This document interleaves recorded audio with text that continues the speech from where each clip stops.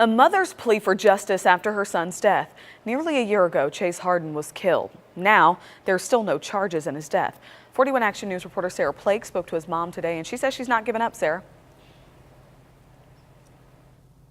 That's right. This is where Chase Hardin's body was found, set on fire and dumped here in these woods on the trolley track trail. Now, Chase Hardin's mother says he was murdered and that she's not going anywhere, that she'll fight for justice until he gets it.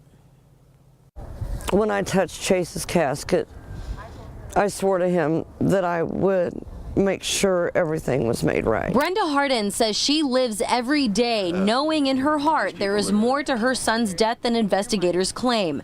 She believes her son was murdered, though the Jackson County Prosecutor's Office has only charged a suspect with abandoning Chase Hardin's body off the trolley trail at 86th and Woodland last May and setting him on fire. I miss my chasers. I miss him so much. Brenda says her son was her best friend. He would be there for anyone and everyone. I can't begin to tell how great of a person Chase was. To loved ones, this house off 23rd and Lawndale spelled out his death. On May 25th, Brenda says Hardin came here to retrieve his friend's stolen truck. According to police, a witness saw Hardin leaving the house, riding in the rear passenger seat of a white truck, with the suspect Stephen Stewart in the front passenger seat and an unnamed woman driving. And she's walking around free among us. According to court documents, Stewart told police they were doing meth, and then Hardin demanded the keys to the truck and pulled out a gun. The documents say Stewart claims he shot Hardin in self-defense. Investigators say the woman called people to get rid of Hardin's body and drove around with it, trying to decide what to do. The documents go on to say Stewart says he threw the gun in a river but can't remember which one, and then sold the truck. Investigators found a large amount of blood inside. Ripped my heart out. You know, because Chase never carried a gun. Never.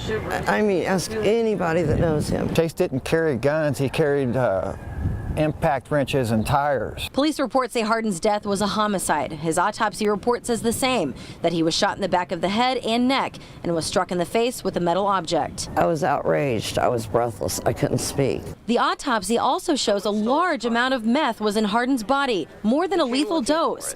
But Brenda firmly believes her son did not die of an overdose. I want justice for Chase. I know it's not going to bring him back, but his voice is going to be heard. This is a real tragedy.